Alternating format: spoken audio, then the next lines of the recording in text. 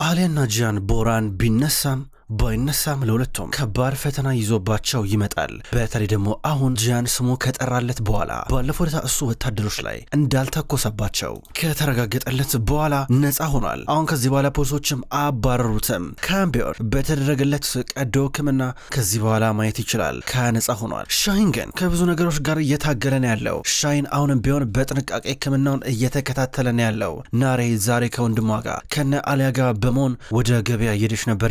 የሆነ የሚመረቅ ነገር ነበረው። እነሱ የጎሳ መሪዎች እንደመሆናቸው መጠን የአልቦራ መሪ ስለሆኑ ቦታውን ሊመለከቱ ሊመርቁ እየሄዱ ነበረ። ነገር ግን ኤጀመል ብዙ አሰባሰበና በጣም በሚያም መንገድ ሊበቀላቸው ፈልገዋል። ይህም ቢያንስ ህፃኑ ጂያንን የሆን ነገር በማድረግ እነሱ አለኝ በሚሉት በሚሳሱለት ነገር ሊመጣባቸው ነው። ዛሬ እንዲታገት ትእዛዝ ሰጥተዋል። ከጀርባ ውስጥ ለውስጥ በጣም ብዙ ነገሮች እንዲካሄዱ እያቀናበረ ነበረ። ተሳካላቸው። ገበያ ላይ ነበሩ። ድንገት የሆነ ግርግር ነገር ሲከሰን ነበረ። መቶ አንደኛው ህፃኑ ጂያንን እየወሰደው ህፃኑ ጂያንም ለወሬ ብሎ ድንገት ነበር ዞር ያለው። አንደኛው የጀመለ ሰው መጥቶ ተሸክሞ መኪና ውስጥ ያስገባዋል እና ላይ አበዱ። መኪና ውስጥ አፍነው ሲከቱት እያዩ ነበረ። እነሱም ቢሆኑ መኪናቸው ውስጥ ገቡ። መኪናውን እየተከተሉ ነበር። አሁን በራ ለበራ የእነሱን መኪና ይከተሏቸዋል። በአንድ በኩል አሊያ እያለቀሰች አረ መኪናውን በፍጥነት እንድዱት ልጄን የሆነ ነገር እንዳያረጉብኝ እያለች ነበረ። እነ ጂያንም ከፊት ለፊት ሆነው መኪናውን ይከተላሉ። የጂያን ሰዎች አብሮት ከሱ ጋር ሆነው መኪና ውስጥ እየቀረቡ መኪናውን እየተጠጉት መኪናው ድንገት የሆነ መኪና ደረበውና አሁንም እየተኮሰባቸው ነበር። ከፊት ለፊት ሆነው እነ ጂያንም ቢሆኑ ይተኩሳሉ። የጂያን ሰዎች ከድርና ሙዛፈር ነሱም መኪናውን እየመቱት መኪናውን ማስቆም ቻሉ። ነገር ግን ህፃኑ ጂያን የታገተበት መኪናውንም እየሄደ ነበረ። ናሬ በአንድ በኩል በዚህ ጫጫታ ውስጥ ሆና በድንገት ከዘሪን ስልክ እየተነሳላን ነበረ። ሄለው ናሬ ካያን በተመለከተ ምንም የሰማሁት ነገር የለም እኮ እንዴት ነው ደህና ነው? አሁን በደንብ እያየ ነው አለቻት። ዘሪን ይኸውልሽ እዚህ ጋር ማለት ነው የወንድሜ ልጅ ታግቷልና ባክሽ ህፃኑ ጂያን ታግቷል፣ ወደሱ እየሄደ ነው እያባረርናቸው ነው አለቻት። ምን ማ እንዴት ሊያደርግ ይችላል? እንዴት ሊሆን ቻለ? ማን ሊያደርግ ይችላል? ይሄንን ምን እየሆነ ነው ያለው ስትራት፣ ማን ሊያደርግ ይችላል? አባትሽ ነው የአማርዘኛ አባትሽ እሱ ነው የሚሆነው ስትራ ነበር። አምጪ ስልኩ ብላ ሰዳከት እየተቀበለች ነበረ። ስሚ ይሄ ማይረባ ቆሻሻው አባትሽ ልጃችን አግቶብናል፣ ነገሩ ደውዬና አስጠንቅቄውልሽ ይሄ ህፃን ልጅ አንድ ነገር ቢሆን እንጨርሰዋለን። ይሄ ልጅ ምንም አላረገም። ምንም ባላረገን ከኛ ጋር መጋፈጥ እየቻለ ለምንድነው ምንም የማያውቁ ሰዎችን እሱ የሚነካው ስትላ ነበር። ስትቆጣን ነበረ። ዘሪን አይሆንም ትላለች። ሆኗል እንጂ ሆኗል። ይኸውልሽ ይሄ ልጅ አንድ ነገር ይሁንና ማለት ነው አይደለም ሊገለው ቀርቶ አንዲት ጥፍሩ እንኳን ብትጎደልሽ አለቅሽም። ዘር ማንዘራችሁ ነው የማጠፋው። አሳያችኋለሁ። ሰዳከት ማንዶሎች ነው የማሳያችሁ። ተላታ ላይ ዘሪን ደንግጣ ስልኩን ከጆሮዋ ላይ ያራቀችው ነበረ። እናቷ ደግሞ ዘሪን ምን ነው ደነገጥ ችግር አለ እንዴ ያለቻት። እማዬ ህፃኑ ጂያን ትንሹ ጂያን ታገተ እኮ ታገተና አባዬ እንዳረገው እየነገሩኝ ነው። አባዬን እየወቀሱት እኮ ነው አለቻት። አያረገውም እንዴ እሱ እኮ ህፃን ልጅ እኮ ነው እንዴ ምን አይነት ጭካኔ ቢሆን እነሱ እንደዚህ ህፃን ልጅ የሚያግተው? አያረገውም ስትራ ነበር። ያረገዋል እማዬ ያረገዋል፣ ታውቂያለሽ እንደሚያረገው ብላ መልሳ ስልክ ትደውላለች። ቪዳንም እየደወለች ነበረ። ወደ ጀመል እየደወለ ያለ ይመስላል። ጀመልም ቢሆን እየጠባበቀ ነበረ። የሆነ ገደል ጫፍ ላይ ሆኖ እየጠባበቀ ብዙ ወንዶችን አስከትሏል። መኪናው መጣ። ህፃኑ ጂያን የታገተበት መኪና። ደሚር አብሮን ነበረ። ደሚር ከጀመል ጀርባ ሆኖ እሱም የሚመጣውን መኪና እየተመለከተ ነበረ። ያ ጥቁር መኪና መጣ፣ ሚኒባስ። ከዛ ጀመል ወደ መኪናው እየቀረበ ነበረ። ወደ መኪናው በር ተጠጋ። ሲጠጋ በሩን ሲከፍቱለት እየተመለከተው ህፃኑ ጂያን ነበረ። ህፃኑ ጂያንም ኮስተር ብሎ ኤጀመልን ያየዋል። ኤጀመልን ቢሆን ህፃኑን እያየው ነበረ። እንዴት አድርጎ ወስዶ ገሎ እንደሚጥለው እያሰበ ነው ያለው። በአንድ በኩል ዘሪንም ቢሆን ወደ ደሚር እየደወለች ነው። ደሚር ተደብቆ እዚህ ጋር ስልኩን እያነሳ ነበረ። ደሚር ይኸውልህ ስማኝ፣ ህፃኑ ጂያን ታግቷል። ይኸውልህ በእርግጠኝነት አባቴን ያረገው አባዬ እንዳረገው እየሰማኝ ነው ያለው። ይኸውልህ ስማ፣ አንተ አብረው ኮንክ እንዳታረገው። ይኸውልህ አንድ ነገር ብታረግ በሁለት እጆች አንቄ ነው የምገለ። እሱ ገና ትንሽ ልጅ ነው ምንም አያውቅም እያለችው ነበረ። እንግዲህ ምን ማድረግ ይችላለሁ? እኔ እዚህ ጋር ምንም አውቀው ነገር የለም። መጀመሪያ አባትሽ ማናገር አለብሽ። እኔ ምን ይመለከተኛል? እንግዲህ ሂጂና ከአባትሽ ጋር ችግሩን ፍቺ። ልጁ አሁን ፊት ለፊቱ ነው ያለው። በእርግጠኝነት ገሎ ነው እዚህ ጥሎት የሚሄደው። አይ ምን ሊያደርግ እንደሚችል ነው ማላውቅም በእርግጠኝነት ይላታል። ስማ የት እንዳላችሁ ብቻ ንገረኝ፣ ትንሽ ልጅ ነው የት እንዳላችሁ ብቻ ንገረኝ አለችው። ኧረ እባክሽ አልነግርሽም። ልነግርሽ ነው እንዴ? ለካ ደውለሽ ትነግሪዋለሽ። ታዲያ ጂያንና ወንድሙ ይምጡና ይህን ችግር ይፍቱት፣ እኔ ምን አገባኝ እያለን ነበረ። ደሚር እየለመንኩ ነው እባክህ የት እንዳላችሁ ንገረኝ እባክህ ስትለው አልነግርሽም ዘሪን አልነግርሽም፣ ከነገርኩሽም እንዳመጪ ምክንያቱም እርጉዝ ነሽ፣ እንድመጪ ደግሞ አልፈልግም እያለን ነበረ። በዚህ ምክንያት ሌላ ጣጣ ውስጥ ትገቢያለሽ እያለን ነበረ። የማንነግረኝ ከሆነ እዛ ቤት ውስጥ በጭራሽ አታየኝም አለችው። እንዲህ ስትለው ደሚር እዚህ ጋር ሳይፈልግ ተገደው ሊነግራት የደረሰ ይመስላል። ከዛ ነገራት። ሳረፕ በሚባለው ሸለቆች መካከል ነን አላት። እንደዚህ ሲላት እማዬ ነገረኝ እንሂድ በቃ ሊገለው ነው አባዬ ህፃኑን ሊገለው ነው እንሂድ ሳረፕ የሚባለው ሸለቆ ማሌን ያለው አላት። ከዛም በኋላ በፍጥነት ወደ ቦታው ሊሄዱ እየተንቀሳቀሱ ናቸው። ህፃኑ ጂያን አሁንም ቢሆን ያ ያገተው ወንድ ጭምቅ አድርጎ እጁን ይዞታል። በአንድ በኩል የጀመል ደግሞ በርጋ ሆኖ እየተመለከተው ነበረ። የጀመል ትኩር ብሎ ህፃኑን ጂያን አየዋየውና ከዛም በኋላ ሽጉጡን እየወጣ ነበረ። ሽጉጡን እየወጣ እያቀባበለን ያለው እዚሁ ሊገለው ያሰበ ይመስላል። ዝም ብሎ አይኑን ይመለከተዋል። ህፃኑም ዝም ብሎ የጀመልን እየተመለከተው እያለ ድንገት በርቀት ድምፅ ሰማ። መኪና እየመጣ ነው፣ የነ አሊያ መኪና። የጀመል ሽጉጡን እንዳቀባበለ እሱን ለመሸፈን የቀጠራቸው ወንዶችም አሉ አብረው እያጀቡት እየተሰበሰቡ ነበር። ጂያን ና ዛሬማ ፊት ለፊት ነው የምትጋጠመው ከኔ ጋር ና ይለይልናል እያለ ነበረ።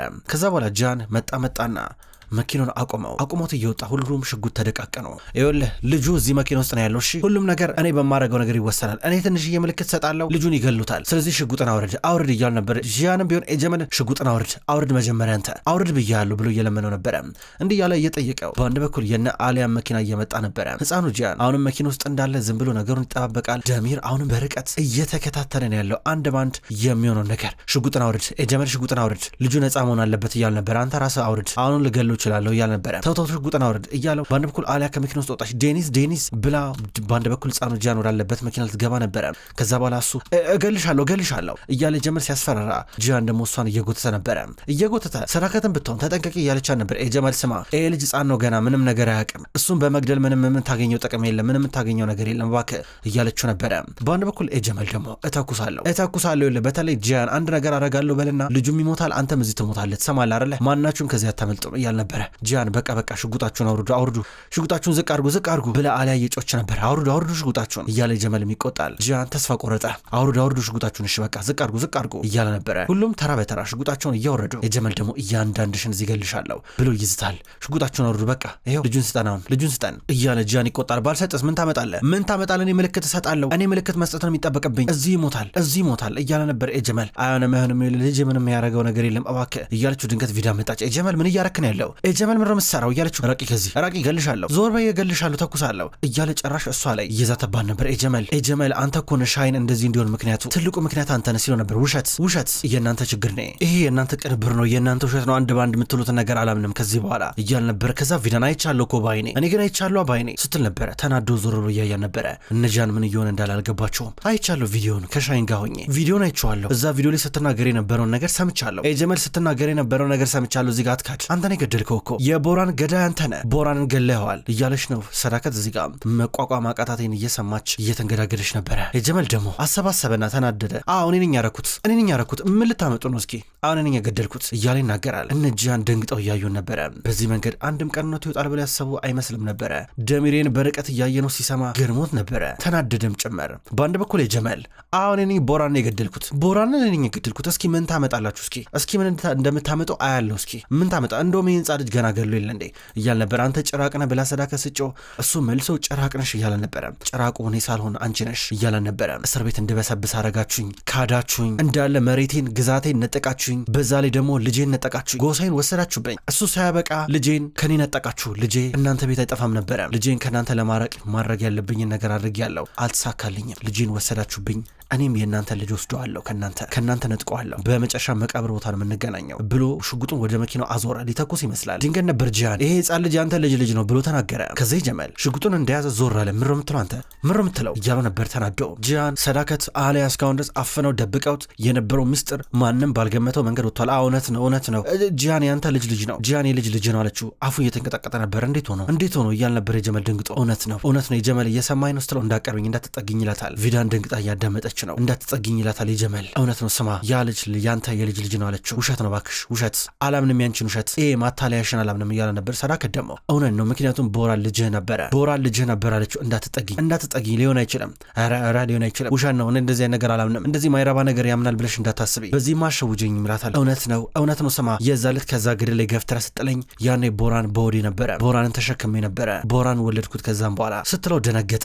ስማ ያኔ እርጉዝ ነበርኩኝ፣ አንተ ደግሞ ነፍሰ ገዳይ ነህ፣ የልጄ ገዳይ ነበርክ አለችው። ቦራንን እሱ እንደገደለው ስትነግረው እየተናነቀው ነበረ። ውሸት ነው ይላታል። ቦራን ልጅ ነው። ከዛም በኋላ ጂያን ደግሞ የልጅ ልጅ ነው አለችው። ይኸውልህ ሚኔ ልትነግር የነበረው ነገር እውነቱን ይህ ነበር ይላል ጂያን። ሚኔ ዛለት ዲያርበኪር የሚባለው ሆስፒታል ውስጥ የነበራት ማስረጃ ነበረ። ሰዳከት የወለደችው ቦራን ልጇ ያንተ ልጅ እንደሆነ የሚያሳይ ማስረጃ ነበረ አለው። ከዛም በኋላ ጀመል ተንቀጠቀጠ። እባክህ ልጁን ተወው፣ ልጁን ልቀቀው ብለው ተለማመጡት፣ ለመኑት። ህፃኑ ጂያን ከመኪና ውስጥ ወጥቶ ቤተሰቦቹን እያቀፈ ነበረ። እናቱን ያቅፋታል። ጀመል ግን አበደ።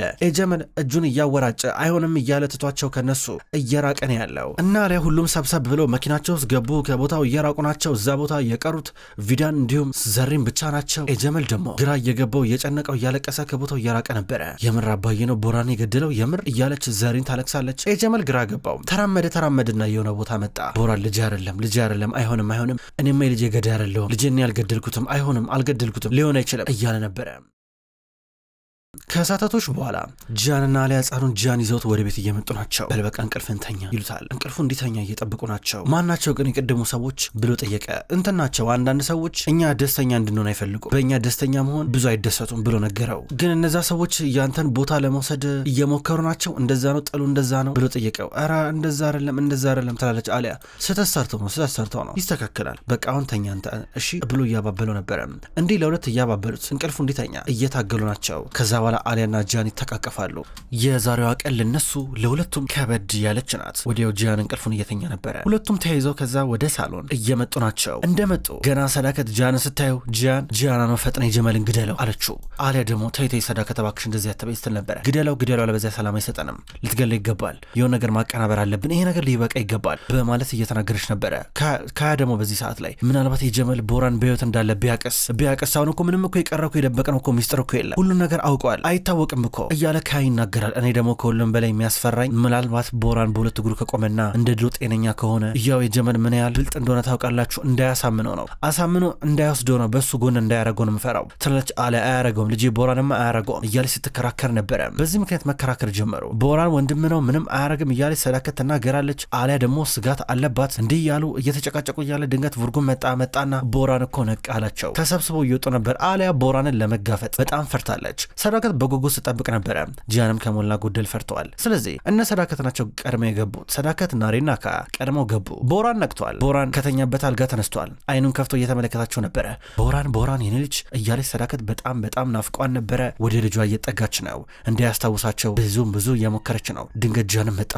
ወንድሜ ቦራን እያለው ነበረ። ቦራን ሁሉም ተራ በተራ ተመለከታቸውና የት ነው ያለሁት ምንድነው ይህ ቦታ ብሎ ጠየቃቸው። እንዲህማ ቤትህ እኮ ነው ሚዲያት እያሉት ነበረ። ዶክተር የሆነ ነገር በል እንጂ ምንድነው ነገሩ ምን ማለት ነው ለምንድነው ማያስታውሰን ረስቶ ነው እንዴ እያለ ጂያን በጥንቀት ይጠይቃል። ቆይ ያስታውሳቸዋል ትንሽ ጊዜ ስጠው ትንሽ ጊዜ ብቻ ትንሽ መታገስ አለብህ እያለ ዶክተሩ ጂያን እንዳይቸኩል እየነገሩ ነበረ። ቀስ ብሎ ቦራን ማስታወስ ጀመረ። ነገር ግን ከተኛበት እየተነሳ ነበር። ልቀቁኝ ብሎ ተነሳና ቶሎ ብሎ እየወጣ እያለ አሊያን ከደረጃ ላይ እየወረደች አያት። መጀመሪያ በደንብ ያስታውሰው እሷን የሆነ ይመስላል። አሊያ ብሎ እየተመለከታት ነበረ።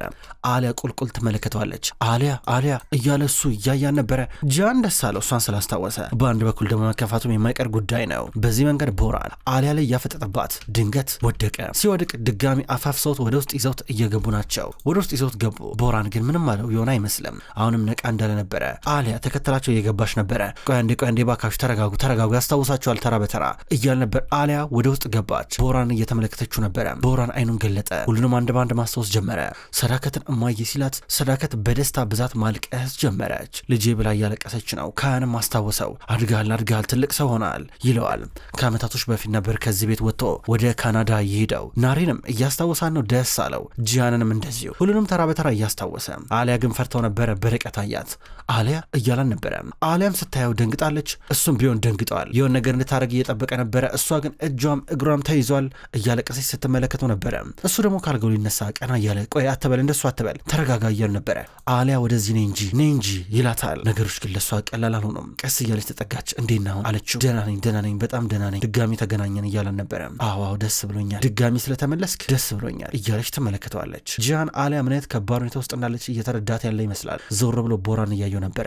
በጣም ቆንጆ ሆነሻል ብሎ እየተመለከታት ነበረ። ጂያን ፈገግ ብሎ ቦራንን አየው። አሊያ ግን ከመደሰት ይልቅ እያለቀሰች ነበረ። ያ ድሮ የነበረው ልቧ ውስጥ የቀረው የቦራን ፍቅር ሞለጭ ብሎ ከልቧ የጠፋ የተወገደ ይመስላል። እዚህ ጋር እነ ካያና እነ ናሬም ቢሆኑ እየጨነቃቸው ነበረ።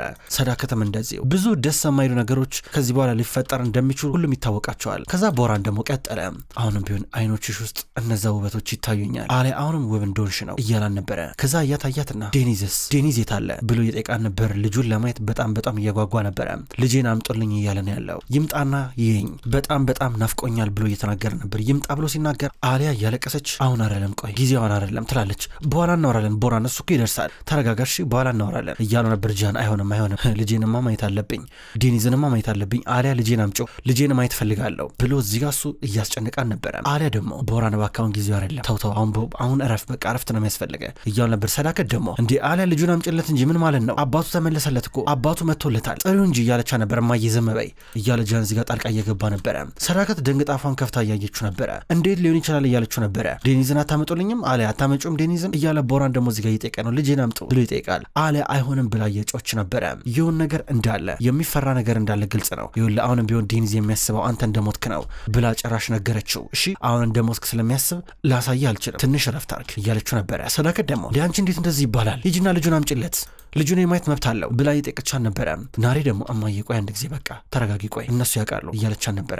ሰዳከት ቦራን እየተመለከተችው ነው። ታያለች ልጅን ተረጋጋ እያለችው ነበረ። እንግዲህ ያው አደጋ ነበረ አንተ ሞትክ። ከዛም በኋላ እኔ እዚህ ይዤ መጣው ማለት የሞትክ መስሎ የነበረ ነገር ግን ኦማር ቢኪር የሚባል ሰው ነበረ የእሱን አስክሬን ይዤ የመጣሁት ከካናዳ እና ለብዙ ወራቶች ያህል ቢያንስ ለ1 ዓመት ማለት ይቻላል እዛ መቃብር ላይ ሳለቅስ የነበረው ያንተ ላይ ሳይሆን የኦማር ቢኪር ላይ ነበረ እና ቡርጉን የሚባለው ሰው ደብቆ ነበር አለችው። ቦራን ቀና ብሎ ቡርጉና የጓደኛውን ቡርጉን እያለ ነበር ጓደኜ እያለ እስካሁን ድረስ እንደጠበቀው እየነገረው ነበረ። ከዛ በኋላ ቦራናውን ለማወቅ የጓጓው ያ ከዚህ ቀደም ከሞት በፊት የተናዘዘው ኑዛዜ ጃን እጅ እንደገባና እንዳልገባ እንደፈጸመውና እንዳልፈጸመው ነው። ከዛ ጃን አየዋየውና ጃን የኔ ኑዛዜ የኔ ንግግር እጅ ገባ አለው። ጃን አዎ እያለ ነበረ። እና ባልኩት መሰረት አረጋችሁት አለው። አዎ ተጋብተናል፣ እኔና አሊያ ተጋብተናል፣ ፈጽመናል አንተ ያልከውን ነገር እያለው ነበረ። ቦራን እዚህ ጋር ሊሰማው የማይፈልገውን ነገር እየሰማ ነበረ። ከዛም በኋላ አይኑን ጨፍኖ እዛው እየተኛ ነበረ። በሉ እንውጣለት በቃ ረፍት ያርግ ተባብሎ ይወጣሉ። ሰዳከት አሊያና ጃን ላይ እየጮችባቸው ነው። እንዴት እንደዚህ ትላላችሁ እያለቻት ነው። በተለይ ደግሞ አሊያን ለምንድነው ጃን የምትደብቁት ከአባቱ ከቦራን እያለቻት እንደሞተ እኮ ነው የሚያስበው። ድንገት የሆነ ነገር ድጋሚ ቢፈጠረስ ፈርቼ እኮ ነው ትላታለች። ነገር ግን ሰዳከት በአሊያ እየፈረደች ነው። ጃን እናቱን ለማረጋጋት እየሞከረ ነው። ክቡራን ተመልካቾች እንኳን ወደ ቅጠል ቲቪ ዩቲዩብ ቻናል በሰላም መጣችሁ። ውድ ተመልካቾች ዘውድ ድራማ በዛሬው ዕለት ተመልክተናል። ውድ ተመልካቾች ዘውድ አጓጊው አስገራሚው የቱርክ ድራማውንም ቢሆን በቅጠል ቲቪ የዩቲዩብ ቻናል በዚሁ አቀራረብ ይቀጥላል። ውድ ተመልካቾች በሁለተኛው ቻናላችን በቅመም ስቶሪ ደግሞ የታመሙ አበቦች የሚሰኝ አስገራሚ ደስ የሚል የፍቅር ድራማ ወደ እናንተ ይዤ ቀርባለሁ። በዚሁ በተመሳሳይ አቀራረብ የሚመቻችሁ ሰዎች እዛም እየገባችሁ እንድትከታተሉ በትህትና ጠይቃለሁ። ስውር እጅ የሚሰኘው ድራማ አላለቀም፣ አሁንም ቢሆን ይቀጥላል። ሰዓቱን እየጠበኩኝ ለእናንተ ዘውትር አዳዲስ ክፍሎችን ይዤ ብቅ እላለሁ። ሁልጊዜ በላይካችሁና በኮሜንታችሁ የምታበረታቱኝ ክብሯን የቻናል ቤተሰቦች ከልብ አመሰግናለሁ። በቀጣይ በአዳዲስ ቪዲዮ እስከምንገናኝ ድረስ በያላችሁበት መልካም ቆይታ ይሁን።